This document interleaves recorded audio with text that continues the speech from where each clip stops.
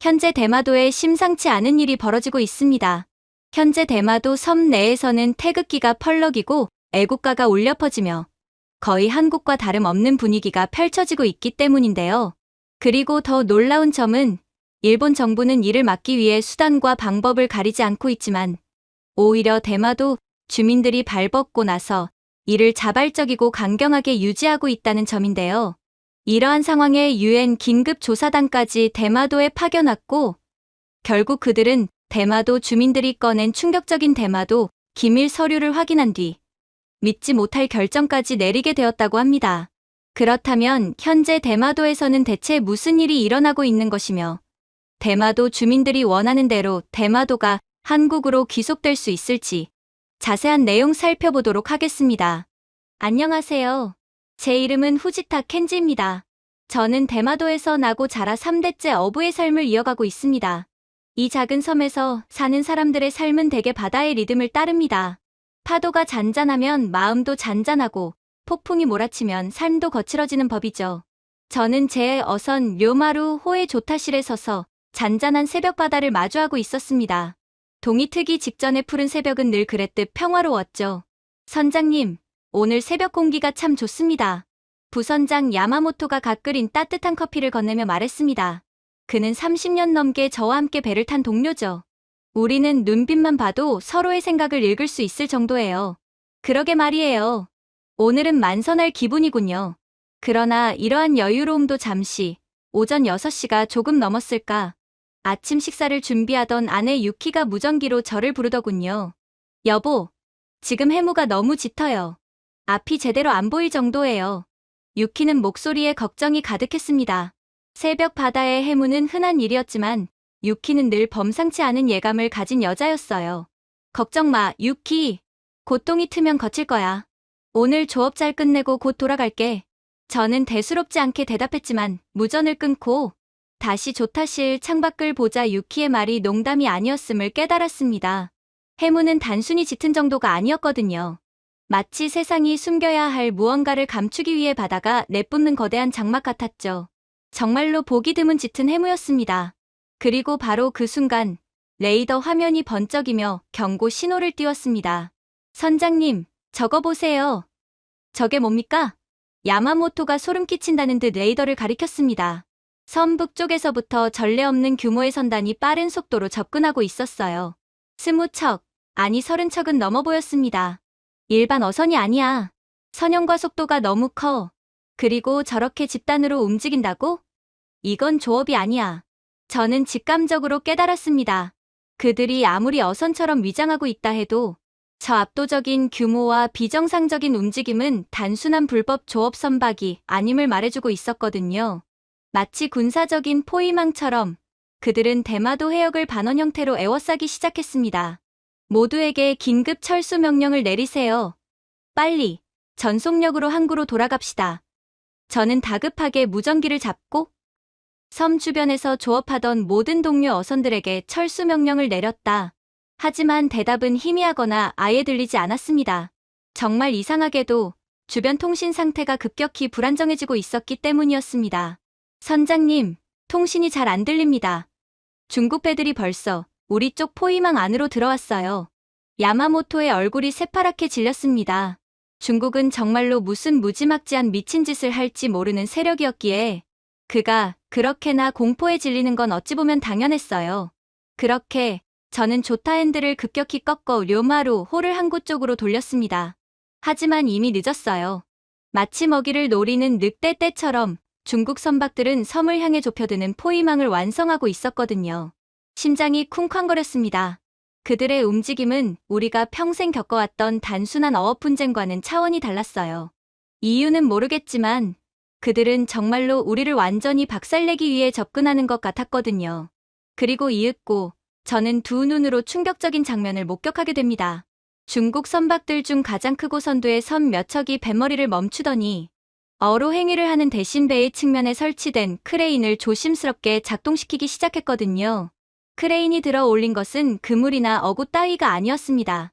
녹색과 검은색이 뒤섞인 거대한 드럼통. 그들은 그 드럼통들을 한치의 망설임도 없이 바다 깊은 곳으로 연달아 투하했습니다. 하나, 둘, 셋셀 수도 없이 많은 드럼통이 새벽 해무 속으로 사라졌어요. 저건 어로행위가 아닙니다. 대체 뭘 버리는 겁니까? 야마모토가 벌벌 떨며 물었습니다. 저의 등골에는 차가운 땀이 흘러내렸습니다. 직감적으로 알 수 있었습니다. 저것은 단순한 쓰레기가 절대로 아니었어요. 저렇게 많은 양을 새벽 해무 속에서 군사 작전처럼 은밀하고 조직적으로 투하하는 행위는 재앙 말고는 설명할 길이 없었어요. 저는 조타실 구석에 있는 낡은 쌍안경을 집어들고 마지막으로 투하되는 드럼통에 시선을 고정했습니다. 드럼통 표면에 새겨진 경고 마크가 희미하게 보였어요.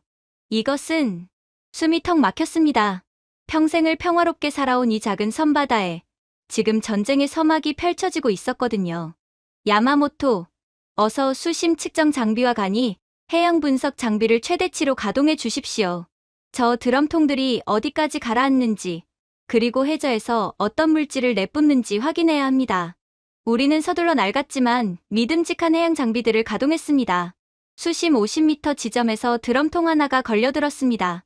해수 분석 센서가 굉음을 내며 경고 신호를 보냈습니다. 말도 안 됩니다.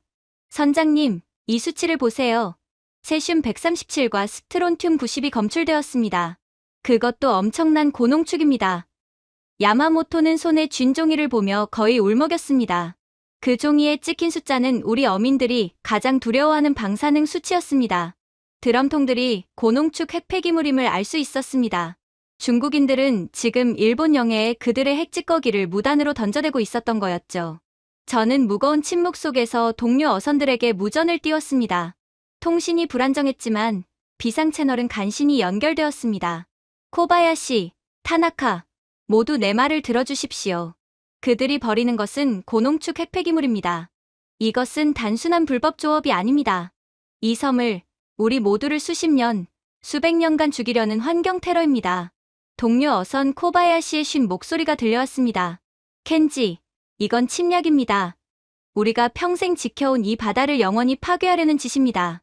저 악마 같은 중국 놈들은 인간이기를 포기한 겁니다. 코바야시는 분노에 떨고 있었습니다. 이대로 핵폐기물이 유출되면 섬 전체의 시소원과 해양 생태계가 괴멸되는 것은 시간 문제였습니다. 어쩌면 그 생태계는 다시는 복구되지 못하겠죠. 저는 조타실 모니터에 내장된 간단한 해류 시뮬레이션을 돌렸습니다. 유출이 시작될 경우 사흘 안에 섬 전체 해안선이 방사능에 오염될 것이라는 끔찍한 예측 결과가 나왔습니다. 야마모토, 비상 연락망으로 일본 해상보안청에 구조 요청을 시도해 주십시오. 섬 주민 전체의 생명이 위험하다고 전하세요. 야마모토는 필사적으로 위성 전화를 붙잡았습니다. 하지만 통신 상태는 최악이었습니다. 통신이 자꾸 끊깁니다. 현재 지역 통신 상태 불량 메시지만 반복해서 뜹니다. 겨우 한번 연결되었는데 그쪽에서 우리의 상황을 제대로 듣지 못하고 자꾸 중국 선박의 영해, 침범에 대한 자제를 요청하라는 엉뚱한 말만 합니다. 저는 조타실 창밖으로 시선을 돌렸습니다. 중국 선박들은 드럼통 투하를 마치고 이제 우리 어선들을 압박하기 시작했습니다. 그들의 악랄함은 여기서 그치지 않았습니다. 어선들이 가까이 옵니다. 큰 배가 우리 쪽으로 방향을 틀었어요. 코바야시의 절박한 외침이 무전을 타고 들어왔습니다. 그들이 지금 우리 배를 노리고 있습니다. 선체 옆으로 너무 가깝게 붙어 우리를 위협하고 있습니다. 이대로 충돌하면 배가 전복됩니다. 무전 너머로 코바야시 동료들의 절규가 들렸습니다. 이봐, 당장 물러서. 이건 불법 행위다. 코바야시의 외침은 중국 선박들에게 전혀 통하지 않았습니다. 오히려 그들은 더욱 노골적으로 위협했습니다. 커다란 위장 어선이 코바야시의 미야비마루 후 옆구리를 고의적으로 들이받았습니다. 쾅! 섬뜩한 굉음이 무전을 타고 생생하게 전해졌습니다. 배가 기웁니다. 침수되고 있어요. 엔진이 멈췄습니다. 모두 갑판으로 올라와. 코바야시의 목소리는 공포와 절망으로 가득 차 있었습니다. 중국 선박들은 충돌 후에도 멈추지 않았습니다. 그들은 노골적인 적대 행위를 서슴지 않았습니다. 선체 옆구리에 장착된 고압 물대포를 우리 어선들에게 발사하기 시작했습니다. 그 물대포는 단순한 위협이 아니었습니다. 선원들의 얼굴에 직격하면 실명할 수도 있는 강력한 수압이었습니다. 이런 야만적인 짓을, 어선을 공격하고 선원을 해치려 하다니. 저는 분노의 치를 떨었습니다. 그러나 이 모든 악랄한 행동은 한 가지 목적을 위한 것이었습니다. 바로 자신들의 핵폐기물 투기 사실을 덮으려는 것이었습니다. 야마모토가 레이더 화면 구석을 가리켰습니다. 선장님, 저들을 보세요. 드럼 통투하를 마친 뒤 중국 선단 주변에서 이상한 신호가 포착됩니다. 통신교란 장비입니다. 레이더에는 중국 선단 주변을 중심으로 알 수 없는 전자파의 물결이 퍼져나가는 것이 보였습니다. 이것은 단순히 통신을 방해하는 수준이 아니었습니다. 그들은 자신들의 핵폐기물 무단 방류 현장이 들키지 않도록 모든 통신과 레이더를 전자전 장비로 마비시키고 있었습니다. 증거를 남기지 않기 위해 만반의 준비를 갖춘 상태였던 거였죠. 이건 그야말로 인간이길 포기한 악랄함이었습니다. 우리는 마지막 희망이었던 일본 해상보안청과의 통신마저 완전히 끊겼습니다. 일본 정부에 대한 평소의 신뢰와 달리 이번에는 뭔가 근본적으로 잘못되었다는 집단적인 불안감이 섬 주민들을 덮쳐왔습니다. 이대로는 안 됩니다. 우리 모두 고립되어 죽게 될 것입니다. 이들은 우리를 여기서 살려서 보낼 생각이 없어요. 야마모토가 절망적으로 말했습니다. 중국 선단은 핵폐기물 투기를 마친 후에도 철수하지 않았습니다. 오히려 그들은 섬 주변을 완벽하게 포위하며 우리 어선들을 끈질기게 괴롭혔습니다. 마치 우리를 덫에 가두고 핵폐기물 유출로 천천히 말려 죽이려는 것처럼 보였습니다. 저는 숨을 크게 들이마셨습니다. 평생을 어부로 살면서 바다의 위험은 셀 수 없이 겪었지만 인간의 악의가 이렇게 깊고 잔인한 적은 없었습니다. 야마모토, 저들이 전자전 장비로 통신을 막는다면 다음은 EMP 공격일 수 있습니다. 통신탑 기지를 무력화시키려는 것입니다. 제 입에서 나온 말은 현실이 될 가능성이 매우 높았습니다. 저는 땀에 젖은 손으로 조타실 벽 구석에 숨겨둔 낡은 비상통신 장비를 꺼냈습니다. 우리가 믿을 것은 이제 우리 자신뿐입니다. 섬의 마지막 통신탑 기지가 무력화되기 전에 이 낡은 비상통신 장비라도 살려야 합니다. 일본 정부에 계속해서 도움을 요청해야 해요. 그것은 제가 수십 년 전부터 혹시 모를 상황에 대비해 보관해둔 아날로그식 비상 장비였습니다. 하지만 이 인간의 악의 앞에서는 너무나도 보잘것없어 보였습니다. 하지만 우리에겐 시간이 얼마 없었습니다. 코바야시의 미야비마루 호에서 들려오는 절규는 점점 희미해졌거든요. 엔진이 멈추고 선체가 기우는 소리가 무전을 통해 생생하게 전해졌습니다. 중국 선박들은 자신들의 악행을 감추기 위해 우리 동료들을 최대한 빨리 침몰시키려 하고 있었습니다. 코바야시, 버텨. 우리가 지금 그리로 가고 있습니다. 저는 외쳤지만 코바야시의 목소리는 이미 절망에 잠겨 있었습니다. 켄지, 늦었습니다. 배 밑이 완전히 찢어졌어요. 지금 선원들이 구명조끼를 입고 있습니다. 저 놈들이 우리에게 계속 물대포를 쏘고 있습니다. 살려주십시오. 그들의 통신이 완전히 끊겼습니다. 저는 분노와 무력감에 휩싸여 조타 핸들을 부술듯 움켜쥐었습니다. 이 잔혹한 상황 속에서 저는 중국이 왜 이런 말도 안 되는 짓을 벌이는지 곰곰이 생각했습니다.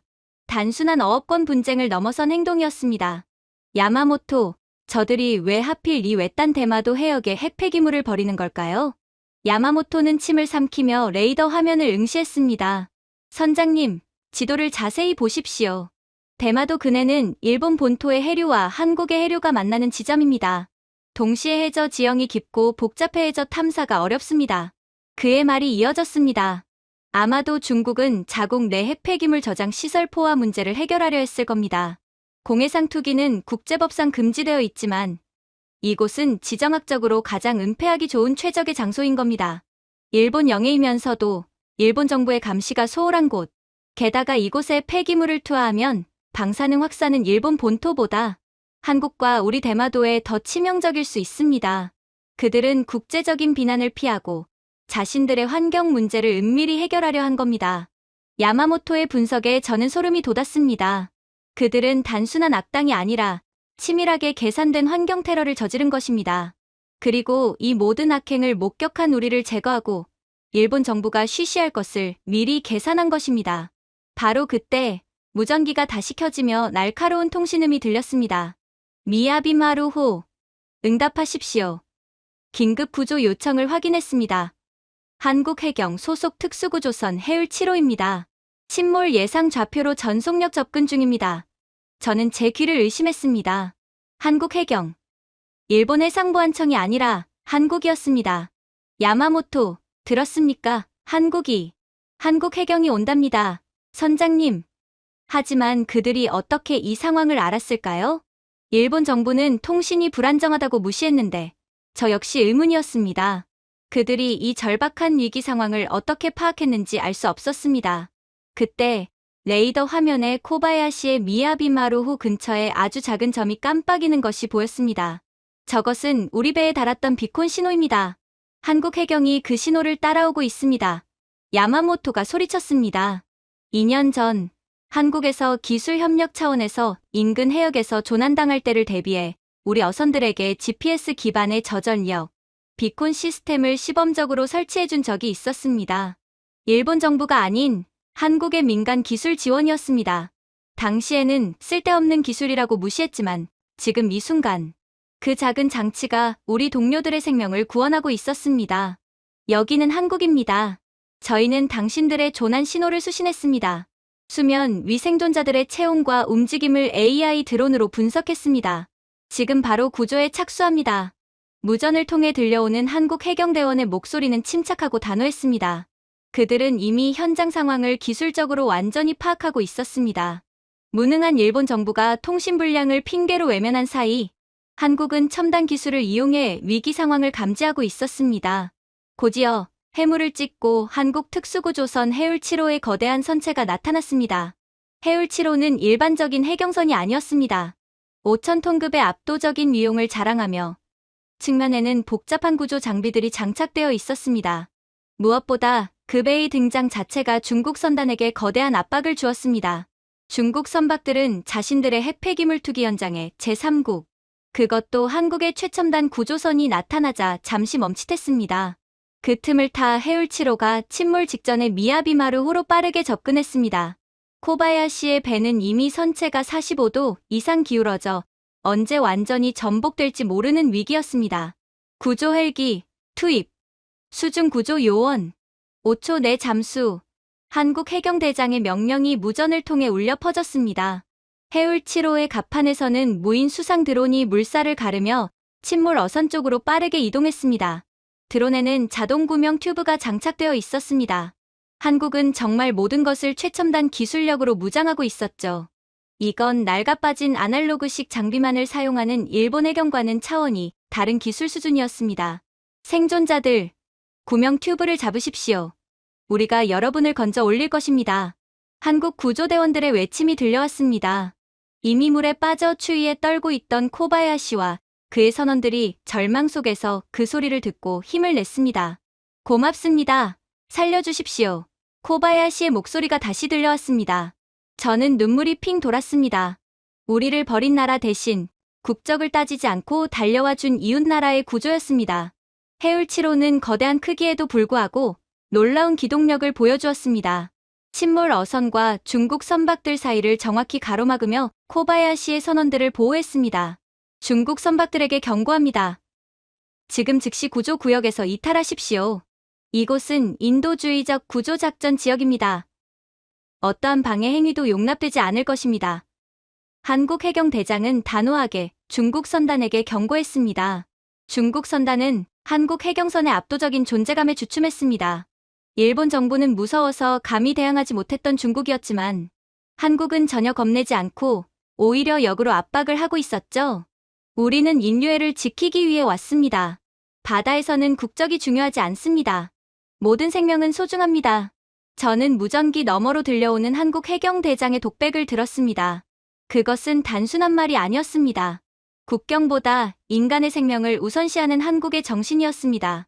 코바야시 선원들이 한국 구조대원의 도움을 받아 해울 7호 갑판으로 안전하게 올라가는 모습이 쌍안경을 통해 희미하게 보였습니다.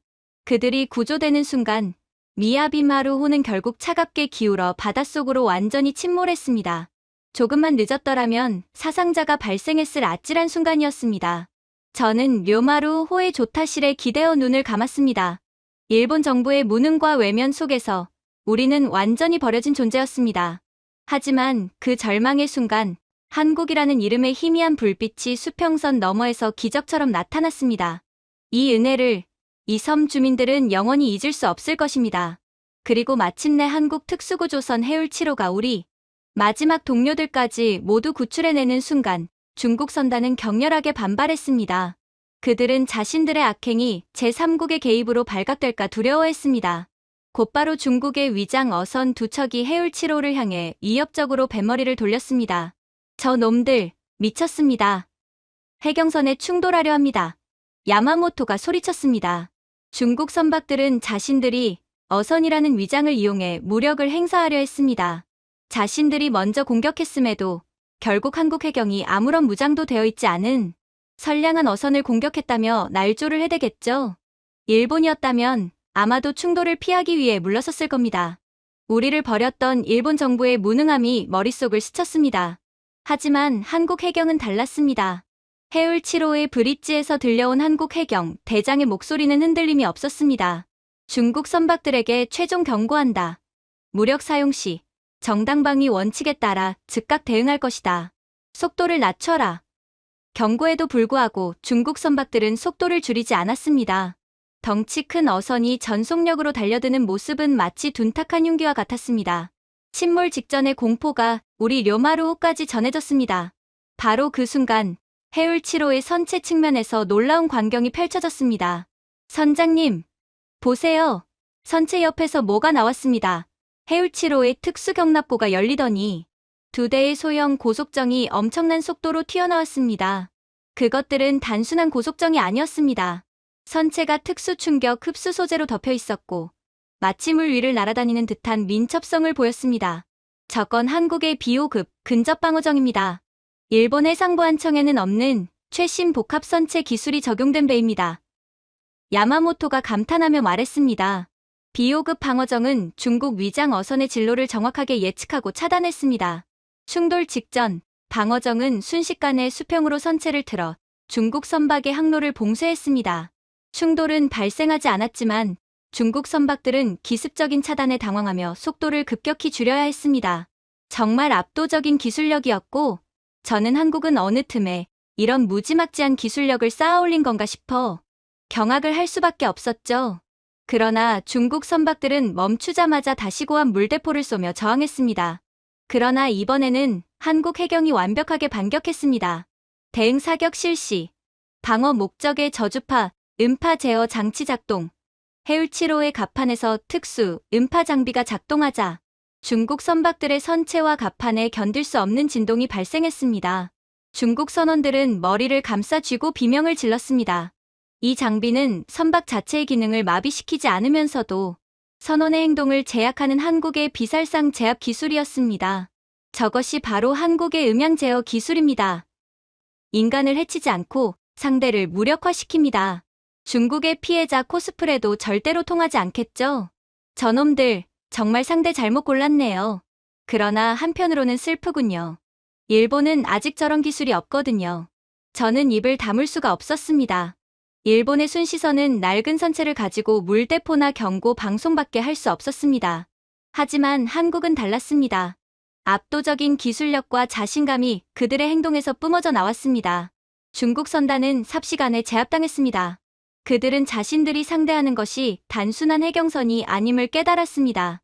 해울 7호는 5,000톤급으로 일본 해상보안청 최대 순시선보다도 크기가 압도적이었으며 최대 속력은 35노트 이상으로 중국 위장 어선들을 가볍게 따돌릴 수 있는 기동성이었습니다. 한국의 국력이 일본과는 차원이 다름을 이 작은 해전에서 여실히 보여주었습니다. 중국 선박들은 더 이상 위협이 되지 않습니다. 모두 동력 개통을 멈추고 현장 이탈을 준비하고 있습니다. 야마모토가 떨리는 목소리로 보고했습니다.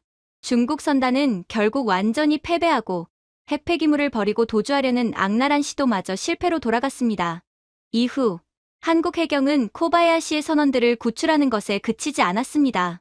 침몰 선박 미야비마루 호의 선원들은 현재 안전합니다. 하지만 우리는 단순한 구조를 넘어 피해 복구 지원을 할 것입니다. 한국 해경 대장이 무전을 통해 말했습니다. 요마루 선장님, 해울 7호는 응급 의료 시설과 심리 치료 시설을 갖추고 있습니다. 코바야시 선원들은 핵폐기물 유출 가능성에 노출되었기 때문에 즉시 정밀 방사능 노출 검사를 받을 것입니다. 그리고 파손된 모든 어선은 한국의 첨단 조선소로 옮겨 무상으로 수리될 것입니다. 걱정하지 마십시오. 저는 이 말을 듣고 가슴이 먹먹해졌습니다. 단순한 구조를 넘어선 헌신적인 조치였습니다. 그들은 우리가 핵폐기물 피해의 잠재적 희생자임을 알고 의료적 지원까지 아끼지 않았습니다. 게다가 저희는 해양과학기술원과 연계하여 고성능 수중 드론을 파견할 것입니다. 침몰한 미야비마루 호의 잔해와 어구들을 최대한 회수하여 여러분의 생계가 복구되도록 도울 것입니다. 야마모토는 눈물을 흘리며 무전기를 쳐다보았습니다. 선장님, 우리를 버린 나라 대신 남의 나라 해경이 이 정도까지 해줄 수 있습니까? 그들은 정말 진심으로 우리를 돕고 있습니다. 저는 아무 말도 할 수 없었습니다. 코바야시가 무전으로 울먹이며 말했습니다. 켄지, 나도 지금 배 안에서 울고 있습니다. 한국 구조대원들이 따뜻한 담요와 음식, 그리고 심지어 고성능 공기정화 마스크까지 주었습니다. 우리는 살았습니다. 정말 살았습니다. 한국은 단순히 최첨단 기술로 중국을 제압한 것이 아니었습니다. 그들은 인간적인 헌신과 깊은 배려를 보여주었습니다. 우리에게 필요한 것은 일본 정부의 냉정한 외교적 논리가 아니라 바로 이런 따뜻한 마음이었습니다.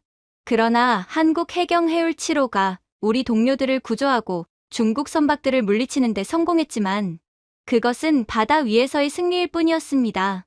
섬 내부의 위기는 이제 막 시작되고 있었죠.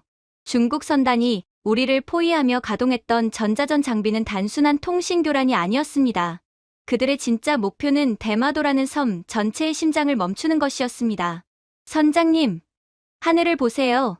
중국 선단 쪽에서 뭔가 번쩍였습니다. 야마모토가 소리치자마자 묘마루 호의 조타실에 있던 모든 전자기기가 일순간 퍽 하는 소리와 함께 꺼졌습니다. 레이더 화면이 암전되었고 GPS도, 조명도, 심지어 배의 낡은 엔진 시동장치까지 모두 먹통이 되었습니다. EMP 공격입니다. 통신탑 기지를 노린 EMP 공격이 틀림없습니다. 저는 소름이 돋았습니다. 중국의 악랄함은 선원들을 공격하는 데 그치지 않고 섬 주민 전체를 고립시키려 한 것입니다. 저는 급히 항구로 돌아왔습니다. 섬 전체는 정전과 통신 마비라는 괴멸적인 혼란에 빠져 있었습니다. 선장 사무실은 암흑으로 변했고 비상 발전기가 굉음을 내며 간신히 희미한 불빛만 제공하고 있었습니다. 선장님, 병원에 큰일 났답니다. 마을 주민 중 하나인 다케다 씨가 헐레벌떡 뛰어들어왔습니다. 무슨 일입니까? 병원입니다. 인공호흡기나 생명 유지 장치 같은 전자기기가 전부 꺼졌답니다. 비상 발전기가 있지만 EMP 충격으로 회로가 망가져 작동하지 않는 기계들이 많다고 합니다. 지금 노인 몇 분이 위독하답니다. 다케다 씨의 목소리는 절박했습니다. 병원의 아비규환이 눈앞에 그려졌습니다. 병실에 누워있던 환자들이 순식간에 생사의 기로에 놓인 것입니다. 학교도 난리가 났어요. 아이들 휴대전화, 컴퓨터가 전부 벽돌이 됐습니다. 선생님들은 외부와 연락할 방법이 없어서 공포에 떨고 있습니다. 또 다른 주민인 이토 씨가 울먹이며 말했습니다. 섬은 완전히 외부와 단절되었습니다. 라디오도, 핸드폰도, 유선전화도 아무것도 작동하지 않았습니다. 우리는 깊은 바다 속으로 침몰하는 배처럼 고립되었습니다. 야마모토, 상황이 어떻습니까? 정말 완전히 끊겼습니까? 선장님, 그렇습니다. 라디오 주파수 스캔, 위성전화 모두 무용지물입니다. 이 정도의 광범위한 EMP 공격은 섬 전체의 전자 인프라를 완전히 파괴한 것입니다. 우리는 이제 눈먼 상태와 같습니다. 야마모토는 주먹으로 책상을 내리쳤습니다. 절망이었습니다. 섬이 외부로부터 완전히 고립된 채 핵폐기물 유출이라는 더 큰 재앙을 기다리고 있었습니다. 핵폐기물 투기 소식은 불과 몇 시간 만에 섬 전체에 퍼졌습니다. 공포는 빠르게 분노와 이기심으로 변질되었습니다. 야마모토 씨, 식수 창고 문을 열어 주십시오. 핵폐기물이 바다에 닿으면 빗물조차 마실 수 없게 될 겁니다. 안 됩니다. 물은 조합의 비상 물품입니다. 모두가 공평하게 나눠야 합니다. 창고 앞에서 주민들 사이에 사소한 다툼이 시작되었습니다. 물과 식량 부족에 대한 불안감이 팽배해지자 평소 온화했던 이웃들이 서로에게 날을 세우기 시작했습니다. 섬 주민들의 내부 갈등은 절망적인 상황을 더욱 처절하게 만들었습니다. 우리는 지금 시간과의 싸움을 하고 있습니다. 핵폐기물이 언제 터질지 모릅니다. 저는 무거운 마음으로 선장 사무실 구석에 보관했던 비상 배터리 전원을 간신히 연결했습니다. 전원이 연결된 것은 오직 낡은 휴대용 아날로그 라디오뿐이었습니다. 지지직거리는 잡음 속에서 저는 외부 정보를 필사적으로 찾았습니다. 얼마 후 잡음이 걷히고 희미한 목소리가 들려왔습니다. 속보입니다. 긴급 재난 경고. 대마도 해역에 고농축 방사능 물질 유출이 임박했습니다. 해류 시뮬레이션 결과 사흘 안에 방사능 물질이 해안에 닿을 것으로 예측됩니다. 주민들은 즉시 안전한 고지대로 대피하고 목소리는 불안정했지만 내용은 충격적이었습니다. 단 3일. 우리에게 남은 시간은 단 72시간이었습니다. 72시간 안에 핵폐기물 문제를 해결하지 못하면 대마도는 수십 년간 사람이 살 수 없는 지옥으로 변할 것입니다. 이게 무슨 소리입니까? 사흘 안에 우리가 모두 죽는단 말입니까? 이토 씨가 주저앉아 통곡했습니다. 섬 전체가 완전히 무너져 내리는 듯했습니다. 저는 이 절망적인 고립 속에서 희망이 가장 절실함을 알고 있었습니다. 하지만 일본 정부로부터는 아무런 응답도 구조의 메시지도 없었습니다. 아니, 일본 본토에서는 왜 아무런 소식이 없는 겁니까? 해상보안청은 어디 갔습니까? 우리를 버렸습니까? 다케다 씨가 분노에 찬 목소리로 외쳤습니다. 침묵하고 있습니다. 일본 정부는 우리에게 아무런 말도 해주지 않고 있습니다. 우리는 국가로부터 버려진 국민이 된 것 같습니다. 한국은 우리를 구해주었는데 어떻게 일본이 우리에게 이럴 수가. 야마모토가 고개를 숙이며 말했습니다. 그 공허함은 핵폐기물 유출의 공포만큼이나 컸습니다. 우리는 믿었던 조국에 의해 외면당했습니다.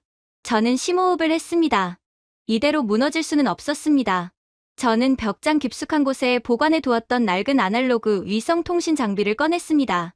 그것은 20년 전에 사용하던 구식 장비였고 작동할 확률은 매우 낮았습니다. 하지만 저는 그것이 우리 섬의 마지막 숨통임을 알았습니다. 야마모토, 저를 도와주십시오. 이것을 살려야 합니다. 이 장비만이 일본 외교부 비상연락망으로 직접 연결될 수 있는 유일한 희망입니다. 저는 땀을 닦으며 낡은 장비를 조립하기 시작했습니다. 손은 떨렸지만 마음만은 단단히 먹었습니다. 절망적인 상황 속에서 저는 필사적으로 일본 정부에게 우리의 위기를 알리는 마지막 미션을 수행하려 했습니다. 우리는 사흘 안에 도움을 받아야 했습니다. 이 섬의 생명을 구해야 했습니다. 꼭 연결되어야 합니다. 우리가 버려지지 않았다는 것을 확인해야 합니다. 저는 기계에 모든 신경을 집중하며 이 절망적인 고립을 깨기 위해 마지막 힘을 쏟았습니다. EMP 공격으로 전자회로가 망가진 다른 장비들과 달리 이 구식 장비는 순수한 아날로그 방식이었고 그렇기에 이 장비가 유일한 희망이었거든요. 저는 조그마한 배터리와 수동으로 돌려야 하는 안테나를 겨우 연결했습니다. 야마모토는 옆에서 안타깝게 저를 지켜보고 있었습니다. 제발 연결만 되어라. 우리 섬의 생명이 이 장비에 달려 있습니다. 저는 간절하게 중얼거렸습니다. 5시간이 넘는 사투 끝에 마침내 수신부에서 삐 하는 희미한 연결음이 들려왔습니다. 저는 흥분과 긴장 속에 떨리는 손으로 마이크를 잡았습니다. 여기는 대마도 어업조합선장 후지타입니다. 긴급 상황입니다. 일본 외교부 비상연락망 연결을 요청합니다. 몇 번의 지연과 잡음 끝에 딱딱하고 무감정한 목소리가 응답했습니다. 외교부 아시아 담당 부국장이라고 자신을 소개했습니다. 후지타 선장, 통신이 어렵습니다. 간결하게 상황을 보고해 주십시오. 간결할 수 없습니다. 중국 위장 어선들이 대규모로 핵폐기물 드럼통을 우리 해역에 투기했습니다. 고농축 세슘과 스트론튬입니다. 그리고 섬 전체에 EMP 공격을 감행해 모든 통신망을 마비시켰습니다. 우리 어선 미야비마루호는 침몰했고 주민들은 사흘 안에 방사능 피해를 입을 위기에 처했습니다. 저는 핵폐기물 투기 좌표와 EMP 공격의 심각성을 상세히 설명했습니다. 하지만 상대방은 시종일관 감정을 드러내지 않았습니다. 마치 흥미 없는 보고서를 듣는 듯한 태도였습니다. 핵폐기물 투기건은 파악했습니다. 그러나 현재 중국과의 외교적 협상이 최우선입니다. 일본 정부는 이 사태를 확대시키지 않기 위해 중국 측에 어업 분쟁 수준으로 사과와 보상을 요청할 것입니다. 협상이라니요. 핵폐기물 투기는 환경 테러입니다. 그리고 우리 섬 주민들은 고립되어 죽어가고 있습니다. 당장 해상보안청 함대를 파견해 핵폐기물 차단 조치를 취해야 합니다. 후지타 선장, 그 점은 이해합니다. 하지만 지금 군함이나 대규모 구조대를 파견하는 것은 중국과의 관계를 회복 불가능하게 만들 수 있습니다. 현재 일본의 국익은 중국과의 경제 협력에 달려 있습니다. 대규모 대응은 양국 관계의 대를 그르치는 소의 희생이 될 수 있습니다. 저는 이 냉혹한 답변에 귀를 의심했습니다. 우리의 생명이, 우리 섬의 미래가 단순한 외교적 변수로 치부되는 순간이었습니다. 우리는 일본 국민입니다. 당신들은 자국 국민이 핵 재앙에 직면했는데 어떻게 중국 눈치만 볼 수 있습니까? 제가 절규하자 담당자의 목소리는 더욱 낮고 차가워졌습니다. 진정하십시오, 선장. 당신들은 외교적 변수일 뿐입니다. 지금 가장 중요한 것은 조용히 사태를 덮는 것이 국익에 부합합니다. 핵 폐기물은 최대한 빨리 대처 방안을 마련하겠지만 현 상황에서는 중국의 보복을 피하기 위해 모든 군사적 움직임을 철수시키는 것이 정부의 결정입니다. 저는 마이크를 놓칠 뻔했습니다. 철수. 우리를 도우러 오기는커녕 우리를 버리고 도망간다는 소리였습니다. 바로 그때 조타실의 낡은 어선 레이더의 희미한 움직임이 포착되었습니다. 그것은 조금 전까지 대마도 해역 주변을 맴돌던 일본 해상부 한청 순시선의 신호였습니다. 그들은 본토 방향으로 빠르게 이동하고 있었습니다. 야마모토, 순시선들이 대마도 해역에서 철수하고 있습니다. 정부가 정말 우리를 버렸습니다.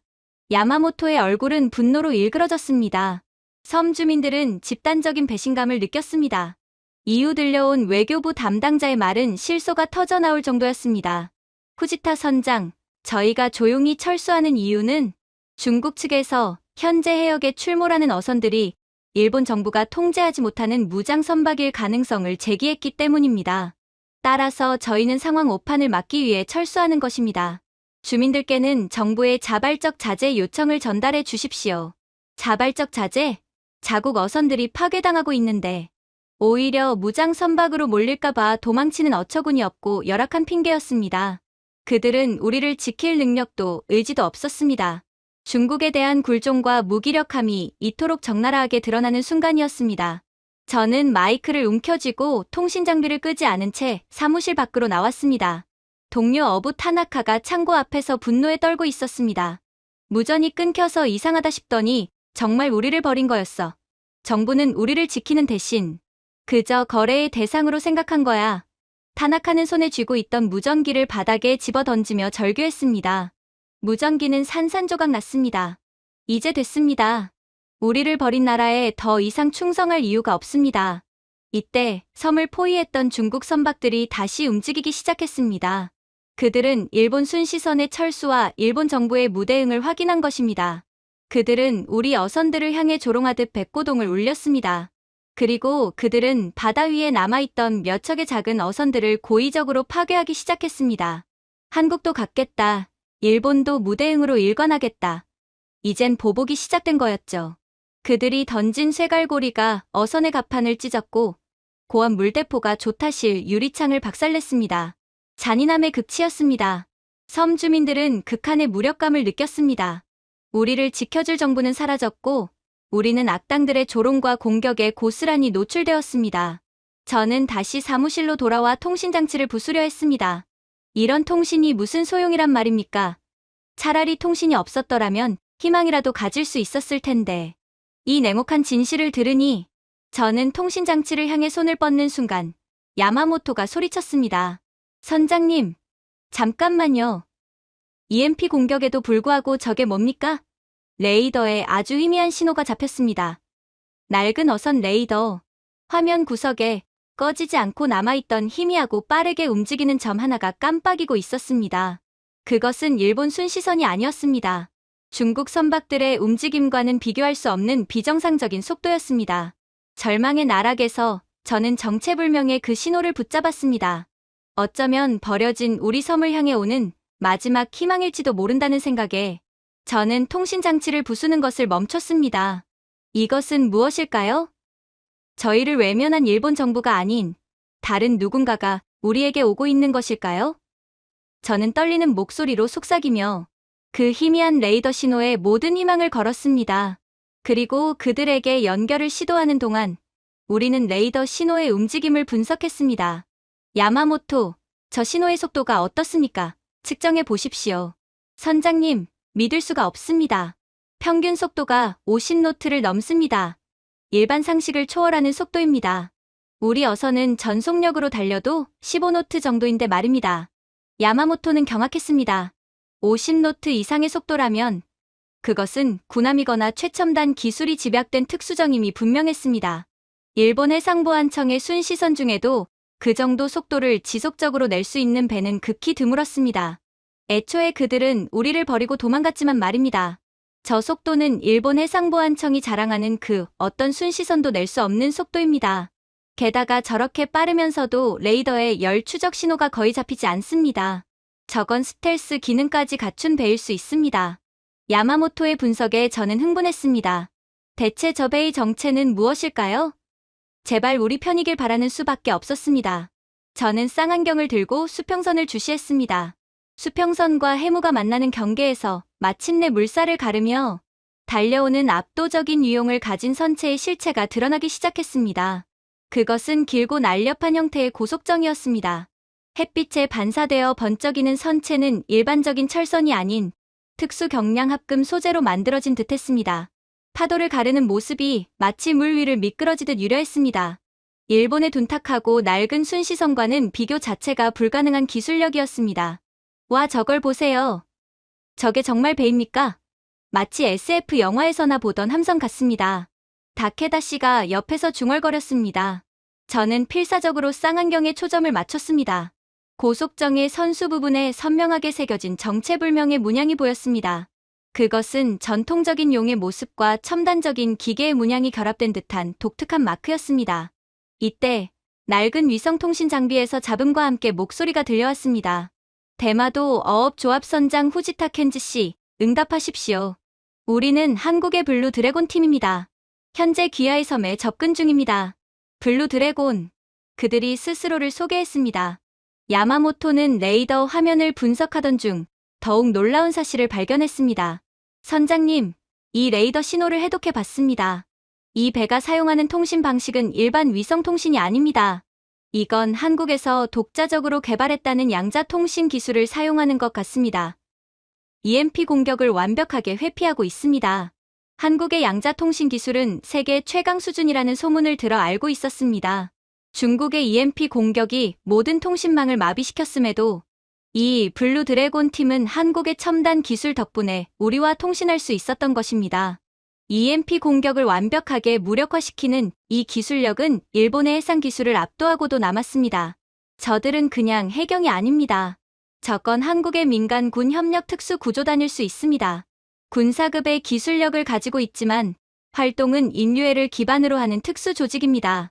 야마모토가 떨리는 목소리로 말했습니다. 한편 중국 선박단도 블루 드래곤 고속정의 등장을 감지했습니다. 그들은 자신들의 EMP 장치까지 무력화시키는 새로운 강적의 출현에 일시적으로 움직임을 멈추며 당황했습니다. 핵폐기물 투기 현장이 발각될 위기에 처하자 그들은 극도의 긴장 상태에 놓였습니다. 저는 조심스럽게 마이크를 잡았습니다. 블루 드래곤 팀, 저희를 어떻게 알고 오셨습니까? 저희는 일본 국적의 섬 주민들입니다. 잠시 후 맑고 힘있는 목소리가 응답했습니다. 윤태준 대장이라고 자신을 소개했습니다. 후지타 선장님, 국적은 중요하지 않습니다. 우리는 인도주의적 의무를 위해 출동했습니다. 우리는 귀하의 섬에 발생한 환경 테러와 고립 위기를 파악했습니다. 지금부터 저희가 상황을 통제하고 구조 작전을 개시할 것입니다. 그들의 응답은 단호하고 명확했습니다. 일본 정부는 국익을 위해 우리를 버렸습니다. 하지만 한국의 구조단은 인류애를 위해 국경을 넘어 달려왔습니다. 이 국적을 초월한 헌신에 저는 목이 메었습니다. 저들이 왜 우리를 돕는 것일까요? 저들에게는 아무런 이득이 없을 텐데 말입니다. 다케다 씨가 의아해하며 물었습니다.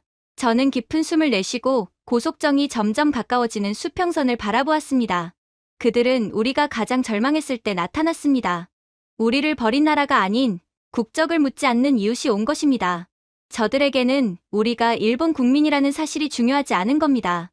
블루 드래곤 고속정은 해무를 완전히 뚫고 섬 근해에 도착했습니다.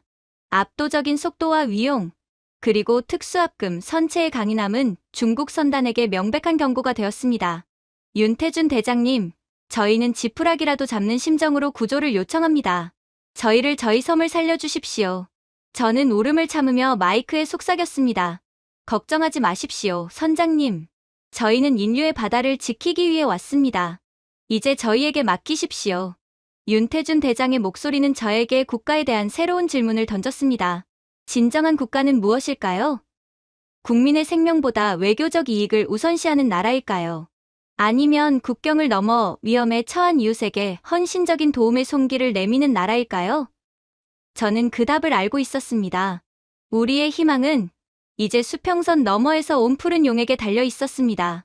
이 작은 섬의 운명은 완전히 새로운 국면에 접어들었습니다. 그리고 블루 드래곤, 고속정이 정말로 대마도 근해에 도착하는 순간 섬을 에워싸고 있던 중국 선단은 완전히 긴장했습니다. 그들은 한국의 기술력이 일본과는 차원이 다름을 직감했을 것입니다.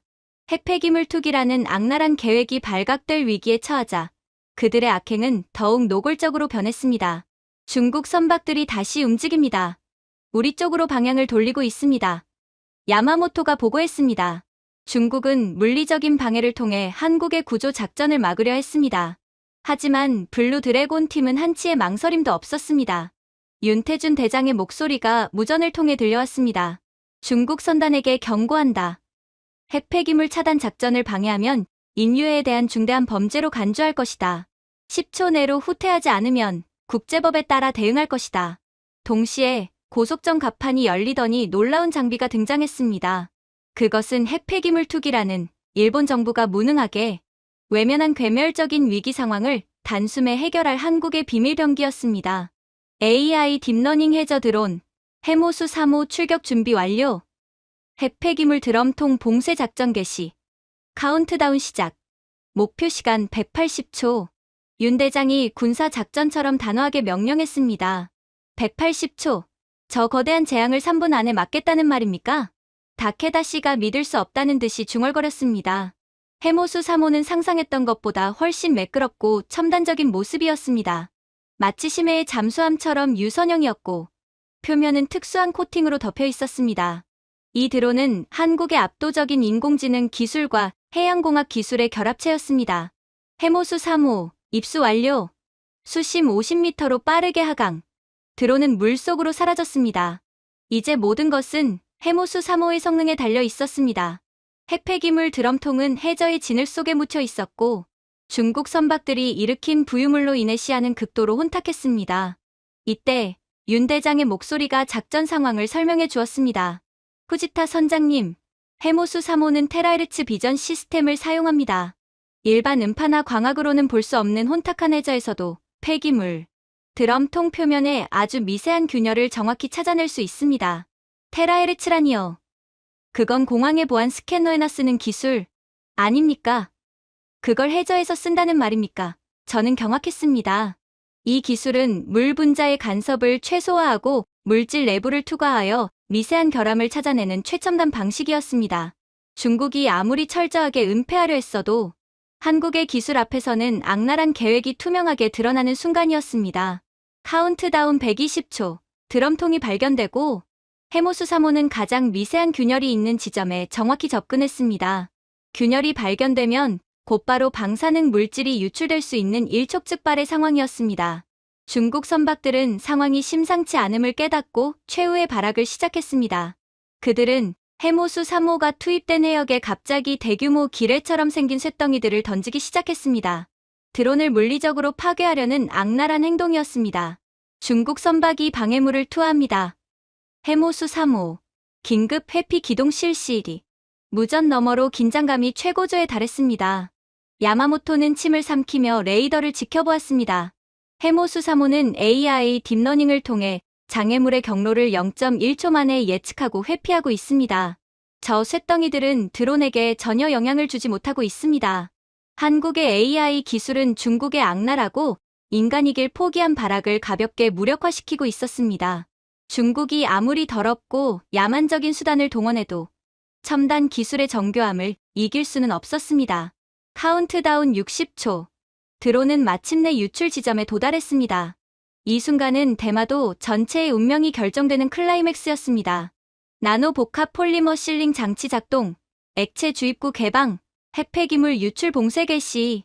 해모수 3호는 드럼통에 미세 균열에 특수 제작된 폴리머를 정확히 주입했습니다. 이 폴리머는 물속에서 급속도로 굳어 철보다 단단하게 균열을 봉쇄하는 한국의 특허 기술이었습니다. 카운트다운 10초. 모든 것이 멈춘 듯 했습니다. 저는 숨도 쉬지 못하고 무전기 소리에 귀를 기울였습니다. 5점, 4점, 3점, 2점, 1.0. 작전 목표 180초 달성. 핵폐기물 유출 봉쇄 완료. 수치 안정화 확인. 윤태준 대장의 단호하고 통쾌한 외침이 무전을 타고 울려 퍼졌습니다. 저는 그 순간 온몸에 전율이 일었습니다. 절대로 해결할 수 없었던 핵 재앙이 한국의 단 3분간의 정교한 작전으로 완벽하게 막힌 것입니다. 이 소식을 들은 중국 선박단은 패닉 상태에 빠졌습니다. 말도 안 돼. 저걸 저렇게 빨리 막다니. 우리 계획이 완전히 실패했다. 도대체 한국 놈들은 무슨 말도 안 되는 기술을 개발해 놓은 거야? 중국 선박들의 무전에서 흥분과 공포가 뒤섞인 목소리가 희미하게 새어 나왔습니다. 그들은 자신들의 악랄한 환경 테러가 무산되었음을 깨닫자마자 더 이상 머뭇거리지 않고 전속력으로 도주하기 시작했습니다. 한국의 압도적인 기술력 앞에서 그들은 싸움을 포기했습니다. 저는 눈물을 닦으며 야마모토를 껴안았습니다. 야마모토, 우리가 살았습니다. 섬이 살았습니다. 야마모토 역시 오열했습니다. 봤습니다. 이 레이더를 보십시오. 중국 선박들이 완전히 흩어져서 도망가고 있습니다. 한국을 못 당해내는 겁니다. 우리를 버렸던 일본 정부의 무능함과 우리를 죽이려 했던 중국의 악랄함, 모두 한국의 용기와 기술력 앞에서 무너졌습니다. 윤태준 대장이 마지막 보고를 했습니다. 후지타 선장님, 핵폐기물 차단 작전 완료. 인류의 승리입니다. 저희는 이제 섬 주민들의 구호와 지원에 착수하겠습니다. 저는 가슴 벅찬 감격에 목이 메었습니다. 핵재앙을 극적으로 막아낸 기적은 우리에게 새로운 희망을 선사했습니다. 이 섬은 이제 더 이상 버려진 땅이 아니었습니다. 우리를 지켜준 위대한 이웃이 있었기 때문입니다. 하지만 한 가지 문제가 있었어요. 섬은 여전히 EMP 공격으로 인한 통신 마비 상태였기 때문입니다. 우리는 외부 세계와 완전히 단절된 심장이 멈춘 섬과 같았습니다. 일본 정부가 포기하고 돌아섰던 이 괴멸적인 상황을 한국 블루 드래곤 팀은 두 번째 작전으로 해결하려 했습니다. 후지타 선장님, 통신복구 작전을 개시합니다. 통신탑 기지에 침투하여 임시 양자 중계기를 설치할 것입니다. 통신이 복구되어야 주민들의 안심과 구조 작업의 효율을 높일 수 있습니다. 윤태준 대장의 목소리는 자신감이 넘쳤습니다. 블루 드래곤, 고속정에서 한국 해군 특수전전단 대원들이 신속하게 육지로 상륙했습니다. 그들의 움직임은 정교하고 전문적이었습니다. 와, 저들의 움직임을 보세요. 우리를 버린 일본의 경찰 병력과는 차원이 다릅니다. 정말 군인들 같습니다. 야마모토가 숨을 죽이며 상륙 작전을 지켜봤습니다. UDT팀은 EMP 공격으로 파괴된 통신탑 기지로 재빨리 침투했습니다. 그곳은 중국 해킹 조직이 마지막 흔적을 남긴 디지털 전쟁터였습니다. 윤 대장님, 기지 내부 침투 성공. 통신 장비 회로가 완전히 타버렸습니다. 하지만 중국 측 해킹 트랩이 남아 있습니다. UDT 팀원 중 한 명의 보고가 들려왔습니다.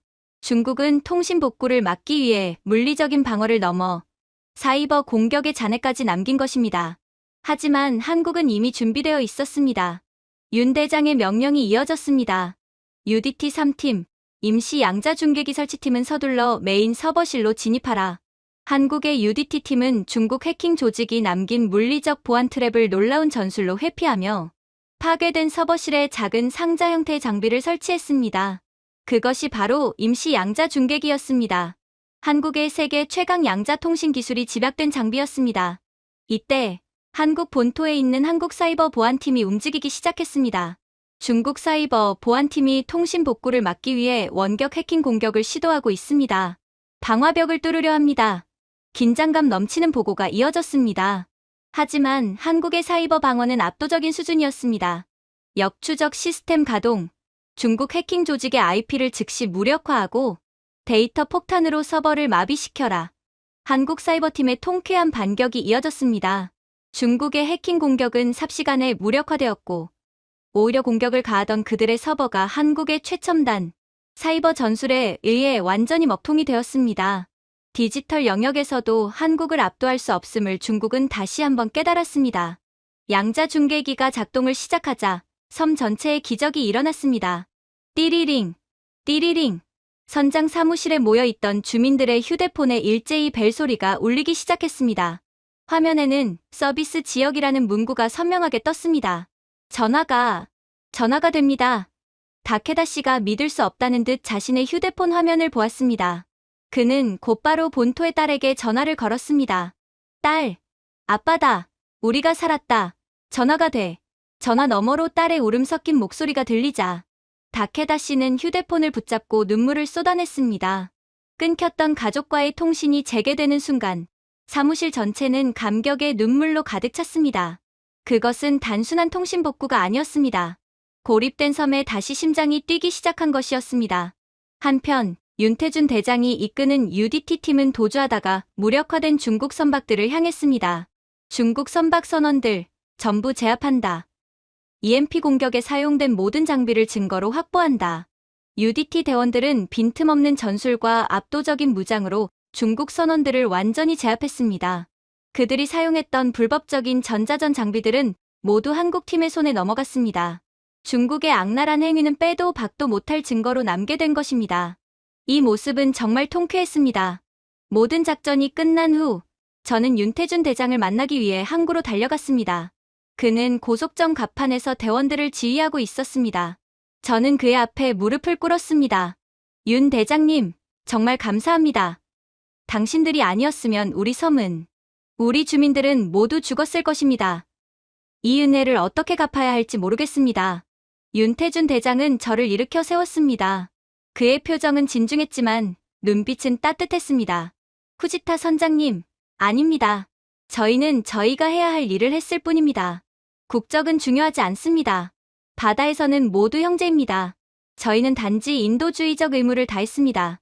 그의 명언은 제 가슴을 깊이 울렸습니다. 국적을 넘어선 인류애. 그것은 우리를 외면한 일본 정부에게서는 결코 느낄 수 없는 것이었습니다. 바로 그때 수평선 멀리서 또 하나의 선체가 나타났습니다. 이번에는 일본 해상보안청의 순시선이었습니다. 그들은 중국 선박이 도주하고 상황이 정리되자 뒤늦게 나타난 것입니다. 일본 순시선의 함장은 무전을 통해 윤태준 대장에게 철수를 종용했습니다. 한국 구조팀에 경고합니다. 이곳은 일본 영해입니다. 구조 활동을 중단하고 즉시 철수하십시오. 지금부터 영해 보호 임무는 우리 해상보안청이 맡겠습니다. 윤태준 대장은 단호하게 거부했습니다. 그의 목소리에는 분노가 서려 있었습니다. 일본 해상보안청 함장, 우리는 인류애적 구조 작전을 완수한 것입니다. 당신들이 국민을 버리고 도망갔을 때 우리는 이곳에 있었습니다. 우리는 핵폐기물 처리와 통신 복구 완료 전까지 절대로 철수하지 않을 것입니다. 저는 더 이상 참을 수 없었습니다. 저는 통신장치를 들고 순시선을 향해 절규했습니다. 당신들은 우리를 버렸습니다. 국민들인 우리가 죽어갈 때 어디 있었습니까? 중국에게 무서워서 도망가지 않았습니까? 이제 와서 영해보호를 주장하다니 어처구니가 없습니다. 우리가 믿을 것은 이제 한국뿐입니다. 저의 분노에 찬 외침은 무전을 타고 섬 주민들에게도 전해졌습니다. 주민들은 한국 구조팀을 향해 환호했고 일본 순시선을 향해서는 야유를 보냈습니다. 그러나 더욱 놀라운 점은 따로 있었어요. 한국 블루 드래곤 팀의 작전은 단순히 핵폐기물 유출을 막고 통신을 복구하는 인도주의적 구조에 그치지 않았거든요. 윤태준 대장이 확보한 EMP 장비, 핵폐기물 투기 좌표 기록, 그리고 체포된 중국 선박 선원들의 진술은 곧바로 국제사회에 공개되었습니다. 이 증거들은 중국의 악랄하고 철저했던 환경 테러 계획을 만천하에 폭로했습니다. 야마모토, 국제뉴스 좀 틀어보십시오. 지금 전 세계가 발칵 뒤집혔을 겁니다. 저는 복구된 TV를 켜고 뉴스를 보았습니다. 아니나 다를까, 주요 외신들은 대마도 사태를 헤드라인으로 다루고 있었습니다. 믿을 수가 없군요. 중국의 해양 환경 테러가 이렇게 구체적으로 드러나다니요. 야마모토는 혀를 내둘렀습니다. 한국이 수집한 증거들은 완벽했습니다. 테라헤르츠 비전 시스템으로 촬영된 드럼통 균열 봉쇄 영상과 EMP 장비의 일련 번호가 결정적이었습니다. 이 사태로 인해 중국이 입은 괴멸적인 손해는 상상을 초월했습니다. 중국은 지금 국제사회로부터 엄청난 질타를 받고 있습니다.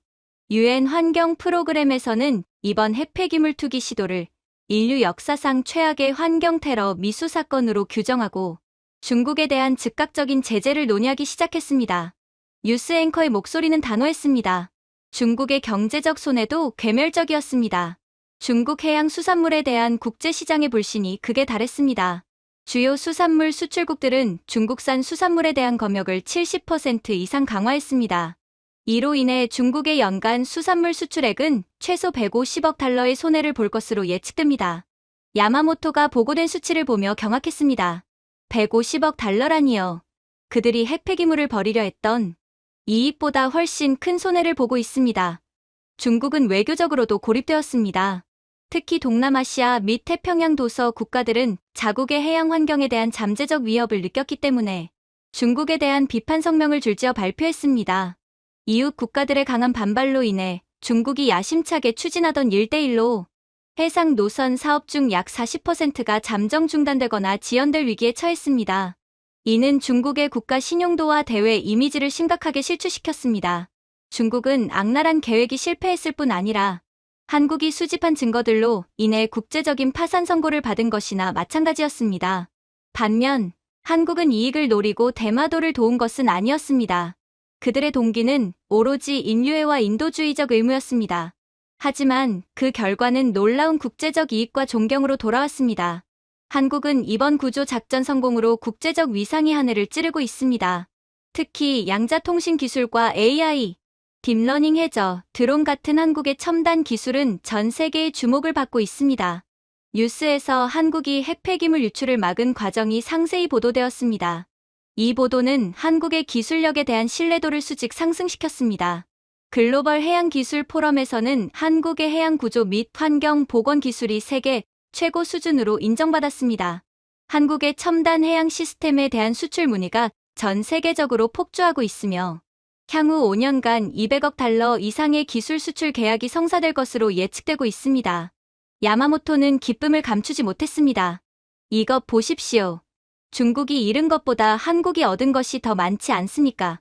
단순히 돈 문제가 아닙니다. 정의롭고 따뜻한 행동이 결국 더 큰 보상으로 돌아온 것입니다. 한국이 얻은 가장 큰 이익은 도덕적 헤게모니였습니다. 한국 정부는 유엔 안전보장이사회 비상회의에서 인도주의적 개입의 필요성을 강력하게 주장하며 국제사회의 양심을 대변하는 국가로 떠올랐습니다. 한국의 국가 브랜드 가치는 이번 사태로 인해 최소 30% 이상 상승했으며 전 세계 젊은이들 사이에서 K-스피릿에 대한 존경과 찬사가 이어지고 있습니다. 저는 일본 정부의 무능함과 중국의 악랄함을 대비시키며 한국이 보여준 압도적인 국력은 군사력이나 경제력뿐만 아니라 인도주의에서 나온다는 것을 깨달았습니다. 저들은 이익을 노리지 않았지만 결과적으로 세계 평화에 기여하고 압도적인 존경을 얻었습니다. 우리가 버려졌을 때 그들은 국적을 묻지 않고 왔습니다. 이것이 바로 진정한 강대국의 모습이 아닐까요? 저는 깊이 생각에 잠겼습니다. 중국은 탐욕과 악의 때문에 괴멸적인 손해를 입었고 한국은 선한 의도 덕분에 엄청난 국제적 존경과 이익을 얻었습니다. 이 명확한 대비는 우리 대마도 주민들의 마음을 움직이는 결정적인 전환점이 되었습니다. 우리는 이제 국적이라는 낡은 굴레를 벗어나 우리를 진정으로 지켜준 국가를 선택해야 할 때가 왔다는 것을 직감했습니다. 그렇게 한국의 구조 작전이 완벽하게 마무리된 후 대마도에는 정말로 새로운 기류가 흐르기 시작했습니다. 핵재앙으로부터 벗어난 안도감과 더불어 우리를 버린 일본 정부에 대한 배신감, 그리고 우리를 구해준 한국에 대한 끓어오르는 감동이었습니다. 어선이 침몰한 코바야시의 선원들은 해울치로에서 치료를 받고 섬으로 돌아왔습니다. 그들은 한국 구조팀에게 받은 헌신적인 대우를 간증하듯 이야기했습니다. 그들은 우리를 단순한 외국인이 아니라 진정한 이웃처럼 대접했습니다. 우리 몸의 방사능 수치를 검사해주고 앞으로의 치료 계획까지 세워주었습니다. 코바야시가 울먹이며 말했습니다. 며칠 후 우리는 자발적으로 행동을 개시했습니다. 조합원들과 젊은 어부들이 모두 모여 하나의 결심을 했습니다. 더 이상 일본 국기를 개양할 수 없습니다. 우리를 지켜주지 못한 나라의 깃발은 필요 없습니다. 맞습니다. 우리는 우리의 생명을 구해준 나라의 깃발을 달아야 합니다. 그동안 우리가 외면했던 우리를 진심으로 위하는 한국의 태극기를 답시다. 감동적인 장면이 연출되었습니다. 우리 어선 료마루 호를 포함한 수많은 어선과 시가지 건물에 주민들이 직접 구하거나 만든 태극기가 개양되기 시작했습니다. 태극기의 붉고 푸른 색깔은 대마도의 푸른 바다 위에서 새로운 희망의 상징처럼 힘차게 펄럭였습니다. 저의 아내 유키는 저를 보며 눈물을 닦았습니다. 여보, 당신은 일본 국민이지만 오늘 우리 가족과 이 섬을 지킨 것은 한국이었습니다. 나는 이제 마음이 편합니다. 수십 년 동안 국적과 마음이 달랐는데 이제야 진정한 우리 마음의 조국을 찾은 것 같아요. 유키의 진심 어린 말은 우리 주민들 모두의 마음을 대변했습니다. 하지만 이 감동적인 움직임은 일본 본토에 엄청난 충격을 주었습니다. 일본 본토 언론은 이 사태를 국가적 치욕으로 규정하며 음습한 여론 조작 작전을 펼치기 시작했습니다. 뉴스 속보입니다. 대마도 주민들이 중국의 악의적인 선동에 넘어가 국가를 배신하고 있습니다. 이는 명백한 매국 행위이며 이 사태의 배후에는 한국의 불순한 의도가 숨어 있습니다. TV 화면에 나오는 앵커는 우리 주민들을 매국노이자 배신자라고 맹렬히 비난했습니다. 일본 정부는 자신들의 무능함을 덮기 위해 우리를 희생양으로 삼으려 했습니다. 저들을 보세요. 자신들이 우리를 버렸다는 사실은 숨기고 우리를 오히려 공격하고 있습니다. 정말 치사하고 비열합니다. 야마모토가 분노했습니다. 이로 인해 대마도 주민들 사이에서도 미묘한 내부 갈등이 발생했습니다. 오랫동안 일본 국적자로 살아온 일부 노년층은 일본 국적 유지파를 형성하며 불안해했습니다. 아무리 고맙더라도 우리가 국적을 바꿀 수는 없지 않습니까? 일본 본토와의 관계를 끊는 것은 너무 위험합니다. 하지만 젊은 어부들은 단호했습니다. 할아버지, 우리가 일본 국적을 유지한다고 해서 우리를 지켜줍니까? 한국은 EMP 공격을 막는 기술력과 중국 앞에서도 절대 기죽지 않는 의리를 보여줬습니다. 우리는 더 이상 버려지는 국민으로 살고 싶지 않습니다. 한국 귀속 논의를 시작해야 합니다. 젊은이들의 목소리가 힘을 얻자 섬의 여론은 한국 귀속 쪽으로 빠르게 기울었습니다. 우리는 더 이상 일본 정부의 냉혹한 외면을 견딜 수 없었습니다. 결국 일본 정부는 외교적인 압박을 가했습니다. 외무성 대변인이 직접 섬에 와서 태극기 개양을 중단할 것을 종용했습니다. 후지타 선장, 주민들의 감정은 이해하지만 국가 간의 외교 문제가 걸려 있습니다. 지금 태극기를 내리고 사태를 수습해야 합니다. 저는 단호하게 거부했습니다. 저는 무전기를 들고 일본 전역과 전 세계를 향해 우리의 진심을 공개했습니다. 전 세계에 알립니다. 일본 정부는 우리 대마도 주민들이 핵 폐기물 테러에 직면했을 때 중국의 보복이 두려워 우리를 버리고 도망갔습니다. 그들은 우리를 지키지 못했습니다. 반면 한국은 국경을 넘어 인류애로 우리를 구했습니다. 한국은 첨단 기술력으로 핵 재앙을 막았고 중국 앞에서도 기죽지 않고 압도적인 힘을 보여준 유일한 국가입니다. 우리는 이제 진심으로 우리를 위하는 나라를 선택하려 합니다. 일본 정부는 우리를 매국노로 몰아고립시키려 하지만 우리는 우리를 살려준 국가를 따라갈 것입니다. 이 발언은 일본과 전 세계에 엄청난 파장을 일으켰습니다. 일본 정부의 무능함과 중국의 악랄한 계획이 전 세계에 다시 한번 적나라하게 공개되었습니다. 국제적인 관심이 고조되자 마침내 유엔 조사단이 대마도에 도착했습니다. 그들은 일본 정부가 우리를 외면한 사실과 한국의 헌신적인 구조 과정을 상세히 조사하기 시작했습니다. 저는 이제 단순한 감사를 넘어 진정한 뿌리를 찾아야 한다는 결심을 했습니다. 저는 대대손손 선장 가문에서 지켜온 섬의 비밀을 알고 있었습니다. 야마모토, 이제 때가 온 것 같습니다. 우리가 왜 이 섬에서 미묘한 정체성을 가지고 살아왔는지 그 진정한 뿌리를 밝혀야 할 때입니다.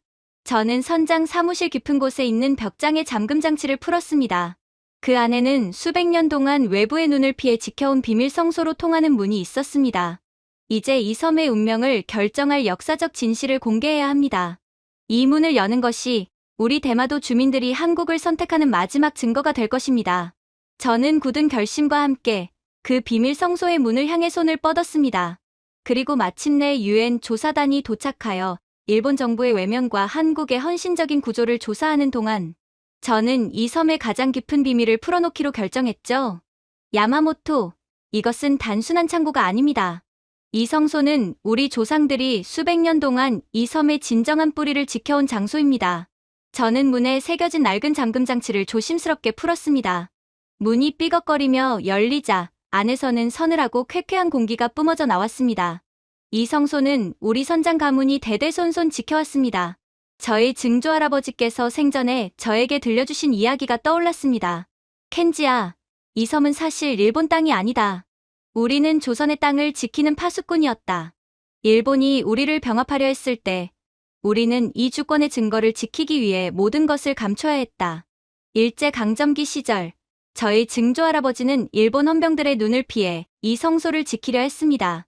헌병들은 우리 가문의 수상한 움직임을 의심했지만 증조할아버지는 모진 고문과 회유 속에서도 끝까지 침묵을 지켰습니다. 헌병들이 증조할아버지의 손톱을 뽑고 며칠 밤낮을 잠재우지 않았다고 합니다. 오직 이 섬의 진실을 지키기 위해서였습니다. 증조할아버지의 희생 덕분에 이 성소가 오늘까지 살아남을 수 있었습니다. 저는 야마모토에게 과거의 비극적인 희생을 나지막이 설명했습니다. 유엔 조사단의 수석 조사관인 마이어 박사와 역사학자들이 저희와 함께 성소 안으로 들어왔습니다. 성소 내부는 습기와 세월의 흔적으로 가득했지만 중앙에는 단 하나의 청동 유물이 낡은 목함 속에 보관되어 있었습니다. 저는 조심스럽게 목함의 뚜껑을 열었습니다. 안에는 검게 그을린 청동 유물이 묵직한 존재감을 드러냈습니다. 이것이 바로 우리 조상들이 목숨을 걸고 지켜온 유물입니다. 대마도 병부입니다. 저는 청동 병부를 꺼내 들었습니다. 유물은 한 뼘 크기의 단단한 청동 조각이었고 형태는 반으로 쪼개진 호랑이 모양을 하고 있었습니다. 역사학자 한 명이 놀라 숨을 멈췄습니다. 이것은 조선시대의 군사 통치 증표입니다. 통상적인 병부보다 크기가 훨씬 크고 재질과 형태가 매우 정교합니다. 병부의 한쪽 면에는 힘차게 도약하는 용의 문양이 새겨져 있었습니다. 그리고 그 용 아래에는 조선 왕실의 직인이 희미하지만 선명하게 남아 있었습니다. 마이어 박사가 흥분한 목소리로 물었습니다. 이것의 용도는 무엇입니까? 이것은 조선 세종대왕 때 이종무 장군이 대마도를 토벌하고 조선의 영토로 편입시킨 후 섬의 실질적인 군사 행정과 치안을 담당하는 최고 책임자에게 하사한 증표입니다. 이 병부의 나머지 절반은 조선 왕실에서 보관했습니다. 즉, 이 병부가 합쳐질 때 대마도가 조선의 영토임이 공식적으로 증명되는 것입니다. 역사학자가 떨리는 목소리로 설명했습니다. 이 병부는 대마도가 한국 땅이었음을 입증하는 특급 증거였습니다. 그러나 이 병부가 혹여라도 한국 땅으로 귀속되는 증거가 될까 두려워 수세기 동안 꽁꽁 숨겨왔던 것입니다. 하지만 이제 상황은 완전히 바뀌었습니다. 저는 병부를 들고 유엔 조사단 앞에서 선언했습니다. 이것은 단순한 유물이 아닙니다. 이것은 이 섬의 진실된 뿌리이자 주권의 상징입니다. 우리 대마도 주민들은 이 병부를 통해 우리의 진정한 조국이 어디였는지 증명하고 싶습니다. 유엔 조사단은 곧바로 병부의 문양과 기록을 조선왕조실록 및 한국의 국립중앙 박물관 자료와 교차 확인했습니다. 결과는 충격적이었습니다. 병부의 용 문양과 직인의 형태가 실록에 기록된 세종대왕의 특별명령 기록과 정확히 일치했습니다. 마이어 박사는 놀라움을 금치 못했습니다. 이 병부는 위조가 아닙니다. 역사적 진실을 담고 있습니다. 대마도의 귀속 문제는 이제 단순한 현대의 외교적 문제가 아닌 역사적 정의의 문제로 규정되어야 합니다. 이 소식이 전해지자 일본 학계와 언론은 격렬하게 반발했습니다. 말도 안 됩니다. 그 병부는 위조되었을 가능성이 높습니다. 대마도는 수백 년 동안 일본의 행정구역이었습니다. 한국의 불순한 선동입니다. 하지만 국제학자들은 냉정했습니다. 프랑스의 저명한 고고학자는 영상회의를 통해 압도적인 증거를 제시하며 논쟁을 종식시켰습니다. 병부에 사용된 청동합금의 성분 분석 결과 15세기 조선 왕실의 청동 주조 방식과 완벽히 일치합니다. 일본에서는 이 시기에 이처럼 고도로 정제된 합금 기술이 존재하지 않았습니다. 이 증거는 반박할 수 없습니다. 저는 망설임 없이 유엔 조사단에게 대마도 병부를 공식 증거물로 제출했습니다. 저희는 일본 정부의 외면과 중국의 악랄함 속에서 우리의 생명을 지켜준 한국의 인도주의를 보았습니다. 그리고 오늘 이 병부를 통해 우리의 역사적 뿌리를 확인했습니다. 저는 유엔에 대마도의 역사적 귀속 문제 재논의를 공식 안건으로 채택해 줄 것을 요청했습니다. 이 작은 섬의 진실된 역사는 이제 전 세계적인 관심사가 되었습니다. 우리는 진정한 조국을 향한 위대한 귀향을 위한 첫발을 내디딘 것입니다. 그렇게 대마도 병부의 역사적 증거가 유엔에 제출되면서 대마도의 귀속 문제는 본격적으로 국제적인 안건으로 채택되었습니다. 유엔은 대마도 주민들의 자결권 존중 원칙에 따라 한국 귀속 재논의에 대한 자율투표를 실시하기로 결정했습니다. 투표일 새벽, 섬의 유일한 투표소인 어업조합, 강당 앞에는 이른 시간부터 주민들이 길게 줄을 서기 시작했습니다. 공정성을 위해 유엔 조사단과 중립국 감시단이 투표 과정을 엄숙하게 지켜봤습니다. 야마모토, 저 긴 줄을 보십시오. 우리 섬이 생긴 이래 이렇게 진지했던 순간이 있었을까요? 저는 감격스러운 마음으로 주민들을 바라봤습니다. 노인부터 젊은이까지 그들의 얼굴에는 긴장과 희망이 뒤섞여 있었습니다. 하지만 일본 정부는 이 기회를 놓치지 않았습니다. 투표 직전, 음습한 조작과 방해 공작이 섬 전역에서 펼쳐졌습니다. 어젯밤, 일본 본토에서 온 대형 전단이 섬 전체에 뿌려졌습니다. 한국 귀속은 경제적 파탄을 의미한다는 내용이었습니다. 노인분들이 크게 동요하고 있습니다. 다케다 씨가 분노에 찬 목소리로 보고했습니다. 일본 정부는 경제적 협박을 가했습니다. 대마도가 한국으로 귀속되면 일본 본토와의 모든 교역이 끊어지고 연금 및 복지 혜택을 박탈당할 것이라는 내용이었습니다. 또한 사전 투표함 주변에 일본 국적을 유지하려는 주민들을 동원하여 투표를 하러 오는 주민들에게 노골적인 협박과 감시를 했습니다. 이토 씨, 한국으로 가면 굶어 죽습니다. 정신 차리세요. 일본을 배신하지 마십시오. 이곳은 당신의 조국 아닙니까? 이런 압력 속에서 많은 주민들은 용기를 내야 했습니다. 투표소에 들어서기 전 한나이 지긋한 어르신이 멈춰서서 옆에 있는 젊은 청년에게 물었습니다. 나는 평생을 일본 국민으로 살았다. 하지만 우리가 핵 폐기물에 죽어갈 때 일본은 우리를 버렸지. 너는 무엇을 선택할 거냐? 청년은 단호하게 대답했습니다.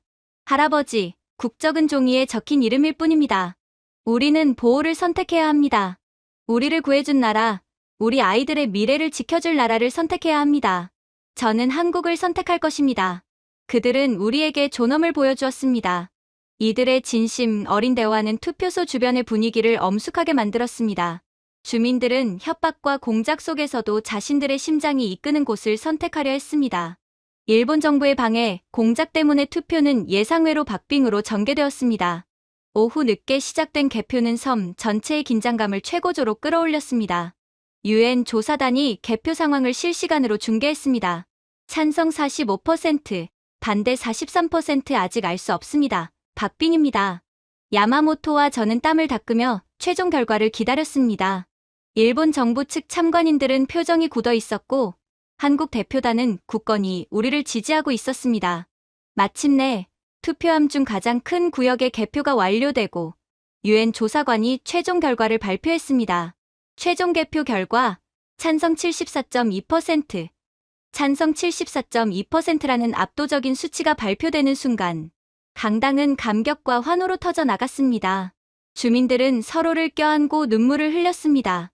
일본 정부의 음습한 조작과 협박에도 불구하고 우리 대마도 주민들의 진심이 승리한 순간이었습니다. 일본 정부 측 참관인들은 얼굴이 하얗게 질렸고 곧바로 개표 결과에 대해 맹렬히 반발했지만 유엔 감시단은 완벽하게 공정했다고 단호하게 일축했습니다. 저는 이 투표 결과를 들고 곧바로 유엔 청문회장으로 향해야 했습니다. 청문회장으로 떠나기 전 주민들이 조용히 저에게 다가왔습니다. 선장님, 적지만 주민들이 모금한 여비입니다. 그리고 이것은 우리 모두의 마음이 담긴 응원 편지입니다. 주민들은 꼬깃꼬깃한 돈과 수많은 편지를 건넸습니다. 저는 그들의 따뜻한 마음에 다시 한번 눈물을 흘렸습니다. 저는 이 섬 주민들의 희망을 짊어지고 뉴욕으로 향했습니다. 유엔 청문회 연단에 선 저는 떨리는 목소리로 증언을 시작했습니다. 저는 준비한 3단계 논리로 전 세계 대표단을 설득했습니다. 첫째, 일본의 배신입니다. 자국 국민이 핵폐기물 테러와 EMP 공격으로 죽어가고 있을 때 일본 정부는 중국과의 경제 협력을 위해 국민을 외교적 변수로 규정하고 철수했습니다. 우리는 5시간 동안 외면당했습니다. 둘째, 한국의 인도적 구조입니다. 한국은 국적을 묻지 않고 최첨단 AI 드론과 양자, 통신 기술을 동원하여 핵 재앙을 단 180초 만에 막아냈습니다. 그들은 우리에게 인류애와 존엄을 보여주었습니다. 셋째, 병부의 역사적 증거입니다. 수백 년 동안 숨겨왔던 대마도 병부는 이 섬이 조선의 영토였음을 명확히 증명합니다. 우리의 귀속은 정의의 회복입니다. 저희 증언은 전 세계 언론에 실시간으로 보도되었습니다. 유럽과 미국 등지에서 자결권 존중과 인류의 우선을 주장하는 글로벌 여론이 형성되었습니다. 일본 대표단은 논리적 반박에 완전히 실패하고 고개를 숙였습니다. 한국 대표단은 연단에서 저를 향해 굳건한 지지를 보냈습니다. 저는 청문회 마지막에 모든 힘을 실어 외쳤습니다. 우리 대마도 주민들은 법이 아닌 우리를 구해준 심장을 따라가겠습니다. 우리는 두려움이 아닌 희망을 선택했습니다. 우리를 지켜준 대한민국의 귀속되기를 희망합니다. 저희 선언과 주민들의 압도적인 투표 결과는 국제 여론의 전환점이 되었습니다. 그렇게 유엔 청문회에서 저희 증언과 주민 투표 결과가 발표된 후 대마도 귀속 안건은 마침내 유엔 총회 최종 표결을 앞두게 되었습니다. 전 세계의 이목이 집중된 뉴욕 유엔 본부는 팽팽한 긴장감으로 가득 차 있었습니다. 저와 한국 대표단, 그리고 일본 대표단 모두 결과를 기다리고 있었습니다. 이때 예상치 못한 인물이 연단에 올랐습니다. 바로 핵폐기물 유출 위협 속에서 한국 구조팀의 도움을 받아 치료받던 초등학생 대표 유이였습니다. 유이는 코바야시 선언의 딸로 이번 EMP 공격과 핵 위협으로 심리적 충격을 크게 받은 아이였습니다. 유이, 저 아이가 왜 저기에? 저는 놀라 숨을 멈췄습니다. 유이는 작은 몸으로 거대한 연단 위에 섰습니다. 청문회장의 긴장감은 최고조로 치솟았습니다. 유이는 떨리는 목소리로 증언을 시작했습니다. 저는 대마도에서 살고 있는 유이입니다. 우리 섬이 아플 때 무서운 배들이 와서 우리를 공격했어요. 아빠 배도 부서졌어요. 일본 대표단의 자리는 여전히 냉담하고 무표정했습니다. 유이의 증언에도 불구하고 그들은 여전히 정치적 계산만 하고 있는 듯했습니다. 유이는 잠시 말을 멈추고 일본 대표단을 한번 바라보았습니다. 그리고는 깊은 숨을 내쉬더니 서툰 한국어로 다시 말하기 시작했습니다. 그것은 한국 구조단에게 짧은 기간 동안 배운 말이었습니다. 하지만 한국 아저씨들이 와서 우리를 도와줬어요. 큰 배가 와서 나쁜 사람들을 물리쳤어요. 아빠도 살려줬어요. 한국 아저씨들은 저에게 용기를 가르쳐줬어요. 유이는 울음을 참는 듯 주먹을 꽉 쥐었습니다. 저는 한국 아저씨처럼 우리 섬 사람들을 지키고 싶어요. 우리 섬을 지켜주는 나라의 국민이 되고 싶어요. 유이의 순수하고 진심 어린 외침은 연단 전체를 뒤흔들었습니다. 일본 대표단은 여전히 차가운 표정이었지만 다른 나라의 대표들과 청중들은 눈물을 훔치기 시작했습니다. 유이의 순수한 마음과 감동적인 소망은 어떤 외교적 논리보다 강력했습니다. 아이가 진정으로 보호받기를 원하고 있습니다. 이것이 바로 인간의 진심입니다. 저는 눈물이 뺨을 타고 흘러내리는 것을 느꼈습니다. 한국은 국가 차원의 파워를 넘어 인간의 마음을 움직이는 진정한 감동을 주었습니다. 마침내 유엔 총회 의장이 엄숙하게 선언했습니다. 이제 대마도 귀속 안건에 대한 최종 표결을 시작하겠습니다. 역사적 증거, 인도주의적 개입, 그리고 주민들의 자율 투표 결과를 종합하여 결정할 것입니다. 청문회장은 팽팽한 대기 상태에 들어갔습니다. 전 세계는 숨을 죽이고 최종 카운트다운을 기다렸습니다. 전자표결이 시작되고 전광판에 각국의 찬반 결과가 실시간으로 표시되기 시작했습니다. 찬성과 반대가 격렬하게 교차했습니다. 일본 정부는 마지막까지 물밑에서 방해 공작과 압력을 행사했음이 분명했습니다. 찬성 65%, 반대 25%, 아직 모르겠습니다. 야마모토의 목소리가 들려왔습니다. 표결 과정은 마치 심장이 멎을 듯한 드라마와 같았습니다. 그리고 카운트다운이 끝났습니다. 삐아는 길고 선명한 전자음과 함께 최종 표결 결과가 전광판에 선명하게 떴습니다. 찬성 92%, 압도적인 찬성률, 90% 이상의 찬성으로 대마도 귀속 안건이 가결되는 극적인 순간이었습니다. 92% 찬성. 역사는 인간의 진심을 따라 움직였다. 저는 이 결과를 보고 감격의 눈물을 쏟아냈습니다. 전 세계는 우리 대마도 주민들의 진심 어린 선택을 존중해준 것입니다. 한국은 도덕적 승리를 거두었습니다. 일본 정부는 충격에 빠졌습니다. 일본 대표단은 곧바로 결과를 인정할 수 없다며 공식적으로 항의했습니다. 그들의 추하고 음습한 면모는 마지막까지도 변하지 않았습니다. 이 표결은 국제법을 위반한 것입니다.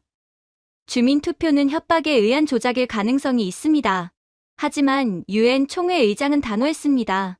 일본 대표단에게 경고합니다. 이 표결은 압도적인 주민의 진심, 한국의 헌신적인 인도주의적 개입, 그리고 대마도 병부의 역사적 증거가 국제법을 넘어서는 역사적 정의를 실현했음을 의미합니다. 이 결정은 최종적입니다. 그렇게 유엔 총회에서 대마도 기속 안건이 압도적인 찬성으로 가결된 순간 저는 유의를 안고 느꼈습니다. 우리는 역사적 정의를 실현하는 데 성공했습니다. 하지만 유엔 총회 의장은 최종적으로 6개월간의 최종 법률 검토 및 행정 절차를 거쳐 최종 승인을 발표할 것이라고 밝혔습니다. 이 기간 동안 일본 정부에 의해 제기 절차를 보장하기 위함이었습니다. 하지만 우리 대마도 주민들에게 6개월은 이미 결정된 미래를 기다리는 축제의 시간이었습니다. 유엔 표결 결과는 너무나 압도적이었습니다. 일본 정부가 아무리 발악해도 대마도는 사실상 한국 땅이 될 것이 유력했습니다. 저는 유엔 청문회를 마치고 대마도로 돌아왔습니다. 항구에는 수많은 주민들이 태극기를 흔들며 저를 맞이했습니다. 마치 수백 년 만의 영웅 귀환 같았습니다. 선장님, 해냈습니다. 우리가 드디어 진정한 조국을 찾았습니다. 야마모토가 저를 껴안으며 울었습니다. 이날, 우리는 대마도 시청광장에서 대한민국 귀속염원 감사 축제를 열었습니다. 이 축제는 미래의 귀향 기념식을 예행 연습하는 것 같았습니다. 이때 놀라운 손님들이 찾아왔습니다. 한국의 민간 지원팀이 대마도에 도착했습니다. 그들은 한국의 우수한 인프라를 미리 구축하기 위해 온 사람들이었습니다. 후지타 선장님, 저희는 한국에서 온 미래 인프라 구축팀입니다. 6개월 후 최종 승인을 대비하여 대마도의 통신망과 전력망을 한국 본토 수준으로 끌어올릴 것입니다. 팀장은 미소를 지으며 말했습니다. 이것 좀 보세요. 한국에서 가져온 초고속 광통신 케이블입니다. 이 섬의 인터넷 속도가 일본 본토보다 10배 이상 빨라질 것입니다. 다케다 씨는 한국 기술진이 가져온 장비를 보며 흥분을 감추지 못했습니다. EMP 공격으로 파괴되었던 우리 섬의 통신은 이제 세계 최강 수준의 한국 기술로 다시 태어날 준비를 하고 있었습니다. 가장 감동적인 순간은 미래의 국기 개양식이었습니다. 우리는 6개월 뒤 최종 승인 후 개양될 대형 태극기를 미리 준비했습니다. 비록 아직 공식적인 귀속은 아니지만 우리의 마음은 이미 대한민국 국민입니다. 미래의 조국에 대한 감사를 표합시다. 제가 선포하자 주민들의 박수 소리가 터져 나왔습니다. 이때 한국 해경 해울 7호가 우리 섬을 호위하며 정박해 있었습니다. 이것은 일본 정부에 대한 명백한 경고이자 대마도 주민들에 대한 굳건한 약속이었습니다. 선장인 저는 대마도 병부를 들고 연단에 섰습니다. 병부는 이제 두려움의 증거가 아닌 영광스러운 귀향의 상징이었습니다. 존경하는 주민 여러분, 700년 만의 긴 기다림이 이제 곧 끝납니다.